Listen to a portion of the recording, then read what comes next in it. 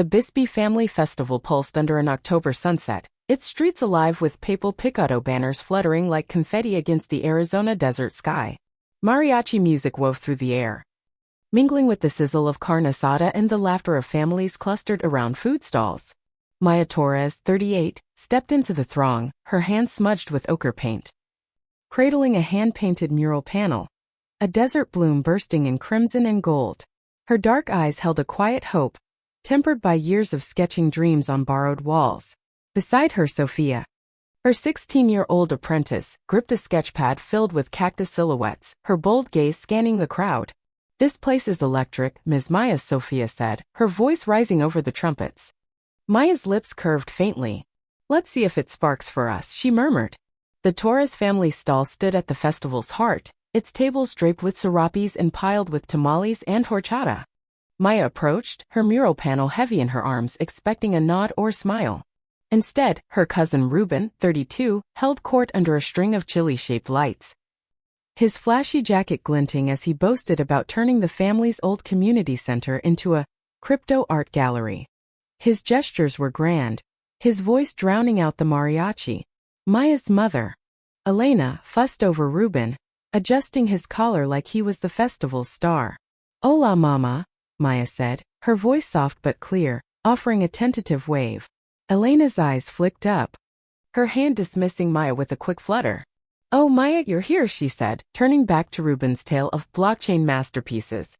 The snub stung, sharp as a paintbrush snap. Sophia's voice cut through, low and puzzled. "Why aren't we with the family?" Maya scanned the stall. Tables crowded with relatives swapping stories, every seat taken by aunts, cousins, and kids licking piletas. Her chest tightened. No place for them. Elena caught her gaze and pointed to a rickety folding table by the trash bins, its surface sticky with spilled soda.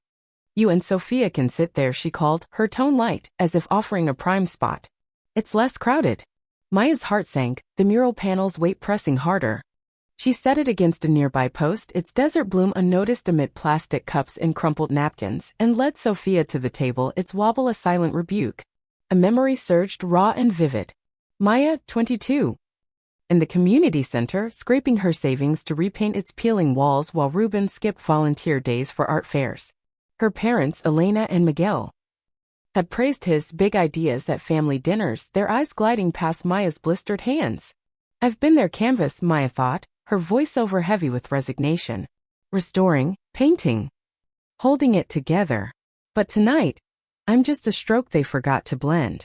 Sophia opened her sketchpad, tracing a saguaro design, but her eyes lingered on the family tables. "Why don't they see us?" she asked, her voice soft. Maya smoothed Sophia's hair, her paint-smudged fingers steady despite the ache inside. "Some folks only notice what shines loudest," she said, her tone gentle but firm. She'd come for the festival, for Sophia, for the faint hope of belonging. But the stall's glow felt hollow, its warmth reserved for others. Maya stayed, her resolve flickering but unbroken. The mural panel a quiet testament to a bond her family couldn't erase. The Bisbee Community Center stood weathered but proud under a November dawn, its adobe walls catching the desert's golden light. Inside, the scent of turpentine and linseed oil mingled with the dry air slipping through cracked windows. Maya Torres, 38, knelt beside Sophia, her 16-year-old apprentice, guiding her brush across a practiced canvas to blend a sunset gradient. Sophia's strokes were bold but uneven, her sketchpad open to a desert-inspired mural of saguaro silhouettes. "Ease the pressure." "Sophia," Maya said, her voice steady, her paint-smudged hands adjusting the brush. "Let the colors flow like dusk." The canvas glowed, but the room felt cluttered. Ruben's digital screens, flashing pixelated crypto art, leaned against walls once adorned with Maya's murals. Maya's phone buzzed on a nearby stool, a text from her mother, Elena. "Ruben's made a mess. Fix it, Maya." Another followed, "Call me, please." Maya's jaw clenched, her eyes fixed on Sophia's work. "Good blend," she said, ignoring the phone. "You're catching the light. Ruben's always been the dazzle." Maya thought, her voiceover thick with memory. "Big promises, no roots. I patched his cracks, but no more." Her mind drifted to 6 years ago, when she was 32. Scraping her savings to fund roof repairs for the community center after Ruben's art fair flopped, leaving unpaid vendors and a leaking ceiling. He called it a curatorial triumph. While Maya worked weekends painting storefronts to cover the debt, her parents, Elena and Miguel, had toasted Ruben's visionary spirit at a family barbecue, their praise skimming past Maya's blistered hands. The memory stung, echoing the festival last month where she and Sophia were shunted to a sticky table by the trash bins, their mural panel as ignored as Maya's greeting. That evening, Maya walked to Bisbee's town council meeting, held in a historic saloon-turned-hall, its wooden beams strung with Edison bulbs. The room brimmed with locals, miners, artists, shopkeepers, their faces taut with concern. The community center, a hub where kids painted their first murals and elders shared stories, faced foreclosure. Elena stood near the front, twisting her shawl, her voice shaky. Ruben took a $100,000 loan against the center, she said, avoiding Maya's gaze. For some crypto art project. We didn't know until the bank called. Miguel's eyes met Maya's, pleading. You're dependable, Maya, he said. Talk to the bank for us. The crowd turned, their trust heavy as wet paint. Maya's stomach knotted, the weight of their expectation familiar yet suffocating. What kind of project? She asked, her voice calm but sharp. A councilwoman slid her a folder. Loan documents outlining a high-interest debt tied to a blockchain art gallery. Ruben's name sprawled across the pages and, to Maya's shock, so did hers, scrawled as cosigner. Her hands trembled as she flipped through the papers, the desert winds howl outside doing little to cool her rising fury. The signature was wrong, too angular, too rushed, but it bound her legally. He forged this, she said, her voice slicing through the murmurs. Elena's gaze dropped, Miguel's shoulders sagged. I'll handle it, Maya said, her tone curt, buying time to process the betrayal. Back in her studio loft, she spread the documents across her work table, the lamplight harsh. The loan was a disaster, tied to a defunct crypto platform Ruben had hyped as art's future. The center, her grandfather Mateo's legacy, was at risk, and Maya's forged signature made her liable. Anger surged, but so did a fierce resolve. Ruben hadn't just endangered the center. He'd stolen her name to do it. The next night, Maya drove to the Torres family's ofrenda ceremony, held in a candlelit courtyard adorned with marigolds and sugar skulls for Dia de los Muertos. The air was heavy with copal incense, photos of ancestors glowing under flickering votives. Ruben stood near the ofrenda, his flashy jacket clashing with the somber mood. Elena and Miguel knelt, arranging simpatico petals. Maya didn't wait for pleasantries. She dropped the loan folder beside Ruben, its thud sharp in the quiet. You forged my signature, she said, her voice low but searing. You put the center and me at risk. Ruben smirked, unfazed, his eyes glinting in the candlelight. You're the responsible one, Maya, he said, leaning back. They believed it. It's just business. Miguel cleared his throat, staring at the ground. Elena murmured, don't be ungrateful, Maya. This isn't the place. Maya's fists clenched, the old pattern repeating, her work erased, Ruben's recklessness excused. She thought of Sophia, sketching desert murals at the center, relying on her to be more than the family's fixer. This isn't ungrateful, she said, her gaze locked on Ruben's. It's theft. She turned to her parents. And I'm done letting you call it family. Elena's mouth opened, but no words came. Maya walked out, the courtyard's marigold scent fading, the desert's cool air sharp against her skin. She drove back to the center, Sophia's canvas still on the easel, a reminder of what she was fighting for. Ruben's forgery wasn't just a betrayal, it was a breaking point. Maya would save the center. For Sophia, for Bisbee, for herself. The Bisbee Art Festival sprawled across the town's historic plaza under a January noon sun, its cobblestone paths lined with easels, pottery wheels, and vibrant stalls. Papal picado banners fluttered above, casting dappled shadows on crowds of locals, miners with calloused hands, artists with paint-flecked aprons. Families who'd sketched their first murals at the community center. Maya Torres, 38, stood on a low stage, her paint-smudged hands clutching a folder of documents. Her dark eyes fierce despite the knot in her chest.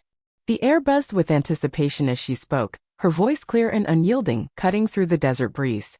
This center is our canvas, she said, her gaze sweeping the crowd. Not a pawn for someone's scam. I won't let it fade under lies. Maya opened her folder, its contents a tapestry of proof. Maintenance logs detailing her payments for the center's wiring and plumbing, bank records confirming she was at a Tucson art workshop during the loan signing. and a notary's analysis exposing the forged signature, her name, scratched in Ruben's jagged scrawl. A projector flickered, displaying Sophia's photos of Maya's murals, cactus blooms, monsoon skies, desert stars, painted across the center's walls. Their colors the heart of Bisbee's culture. I didn't sign that $100,000 loan, Maya said, pointing to a time-stamped workshop badge. Ruben did. Using my name to fund a crypto art flop. The crowd stirred, nods from elders, gasps from artisans, the center's legacy anchoring their anger. It was where kids learned to glaze pots, where retirees painted saguaros. Maya's evidence was their rallying cry. The plaza's iron gates creaked, and Ruben stormed in, his flashy jacket clashing with the festival's earthy vibe. His grin a practiced veneer. Maya, he called, his voice booming with false charm. This stunt's a bit dramatic, no? Heads turned, some faces softening under his charisma. Ruben faced the crowd. Arms spread. I'm elevating the center, crypto art, global markets. Maya's just bitter, hogging the brush. Murmurs rippled, a few nodding at his flair. Maya's pulse raced, but she stood firm. Her hand steady on the podium.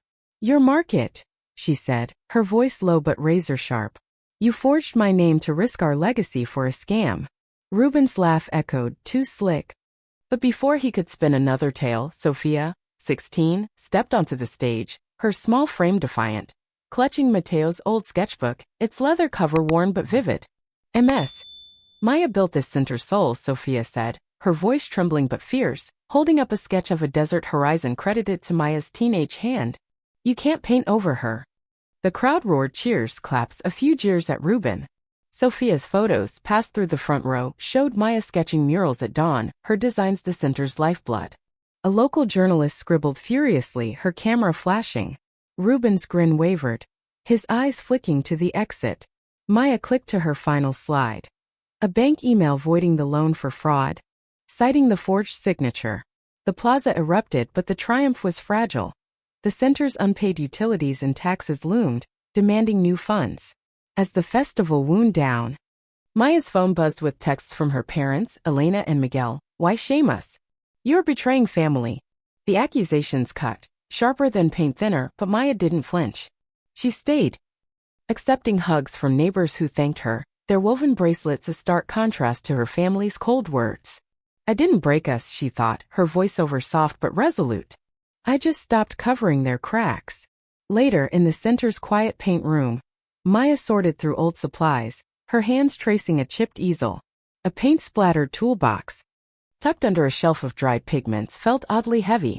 She pried it open, her breath catching at a leather sketchbook, Mateo's bold script on the cover. Inside, a notarized note named Maya, the center's sole heir, dated months before his death. A personal letter read, Paint your own light, Maya. You've always been my true stroke. Tears welled as she gripped the sketchbook, its weight a lifeline. Mateo had seen her dawn sketches, her quiet sacrifices, her love for art, when her family turned away. Ruben's lies had pushed her to this brink, but Mateo's truth gave her strength to stand. The sketchbook's pages wove a legacy Maya could still claim, not for her family but for Bisbee. Sophia's courage, the town's support, the center's paint-scented air, they were her palette now. Maya rose, the sketchbook pressed to her chest, her resolve a steady flame. Her family's blame and Ruben's fall were heavy, but she wouldn't carry their weight anymore. She'd fight for the center, for Sophia, for the light Mateo had seen in her all along. March sunlight streamed through the open doors of the Bisbee Community Center, now reborn as an art hub, its adobe walls alive with the hum of creativity. The scent of wet clay and linseed oil filled the air as artisans worked under a courtyard canopy of mesquite branches. Maya Torres, 38, stood by a row of easels, her paint-smudged hands directing a group of teens arranging new kills donated by local potters. Sophia, her 16-year-old apprentice, painted a mural of monsoon clouds on a nearby wall. Her sketchpad propped open to a starlit desert design. This hub's buzzing, Ms. Maya, Sophia said, her eyes bright. Maya's heart lifted, her dark gaze reflecting the courtyard's vibrancy. Mateo knew family was who paints with you, she thought, her voiceover warm and steady, not who frames your work for show. The art hub was Maya's answer to the center's near collapse, a legacy woven from community rather than Ruben's hollow crypto schemes. Bisbee had rallied. Miners donated paint from old sheds. Artists shared brushes. and families enrolled kids in mural workshops. Mr. Chavez, a local potter with weathered hands and a wry grin, hauled in crates of clay, teasing Sophia about her bold color choices. But amid the progress, a letter arrived from Maya's parents, Elena and Miguel, its envelope scented with Elena's lavender. "Come to our barbecue," it read. "Let's move forward." Maya's chest tightened, a flicker of hope stirring despite Ruben's forgery and her parents' blame at the art festival. Maybe they'd see her now. With Sophia's encouraging nod, she went. The Torres family backyard felt stifling, its air thick with the aroma of grilled nopales and unspoken tension. Ruben lounged at a picnic table, his once flashy jacket swapped for a faded tee, his charm dulled but persistent. Elena and Miguel hovered near him, their smiles strained. "Maya," Elena began, her voice soft, "we want to be family again." Before Maya could respond, Ruben leaned forward, his grin forced. "Your art hub's taking off, huh? I sparked that, pushed you to think big like I always did." Maya's breath caught, disgust rising like turpentine fumes. He hadn't sparked her, he'd forged her name, risked her legacy, and stood by as her parents dismissed her. Miguel nodded as if Ruben's lie held weight. "We're proud of you both," he said, blind to the theft. Maya pushed back her chair, it scraped sharp against the patio stones. "You didn't spark me," she said, her voice low but unwavering. "You smeared my work, and I'm done calling it family." Elena's eyes widened, Miguel's hands froze on his beer bottle, but no one spoke. Maya walked out, the gates creak final, the desert air cooling her face with the scent of creosote and dust. She drove back to the hub, where Sophia and Mr. Chavez were glazing pots under fairy lights. "How was it?" Sophia asked, her sketchpad tucked under her arm. Maya shook her head, her smile steady. "Not my family anymore." "You are." In the hub's gallery, Maya mounted a page from Mateo's sketchbook on the adobe wall. Its note, "Paint your own light. Maya, a beacon of her worth." Mr. Chavez secured the frame, his nod a quiet pillar. Sophia added a small painted cactus beside it, her hand smudged with ochre. The hub wasn't just a center, it was a family built with those who saw her. Maya looked out at the courtyard, easels vibrant, kills glowing, artists laughing. Her family's shadow faded here. She was blending a new palette, and that was enough. 8 months later, the Bisbee art hub glowed under a July desert sky. Its courtyard vibrant with artists painting beneath mesquite trees strung with fairy lights. Easels dotted the space, their canvases bursting with saguaro blooms and monsoon hues. While the air carried the scent of linseed oil and clay, Maya Torres, 38, stood by a kiln, her paint-smudged hands steady, her dark eyes warm as she watched Sophia, her 16-year-old apprentice, guide a group of kids through a mural sketch. Sophia's voice, now assured, directed their brushes, her braid swaying as she pointed out a cactus silhouette. That morning, the town had unveiled a bronze plaque on the hub's adobe wall. Maya Torres, painter of possibilities, its letters glinting like stars. Maya's heart swelled not with vanity, but with the quiet certainty of being seen. "I thought family was who you're born to," she thought, her voiceover soft and sure. "Now I know it's who you create with." A young artist, her hands flecked with turquoise paint, gestured to Mateo's sketchbook page, mounted in the hub's gallery. "What's that, Ms. Maya?" she asked, her eyes curious. Maya's smile deepened, her fingers brushing the frame's oak edge. "It's about painting what's yours," she said, her voice carrying a truth forged through loss. The girl nodded, returning to her canvas, as if the words had blended into her strokes. A memory flickered. Maya, 15, sketching cacti with Mateo under starlight, their laughter echoing across the desert, Mateo calling her me lose. Back in the present, her gaze softened, anchored by that bond. Her phone buzzed, a text from Ruben. "Sorry, Maya. Can we talk?" The words were flimsy, a faint gesture.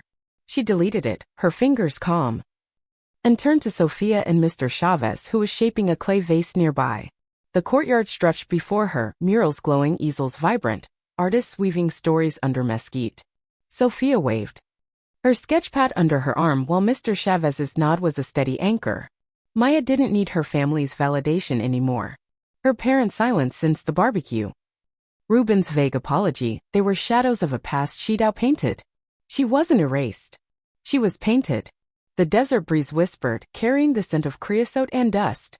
Maya stood still, the hub's pulse wrapping around her. The plaque, the artists, the colors, they were her legacy, shaped with those who stayed. I'm here, she thought, her voice over a whisper of triumph. And that's enough.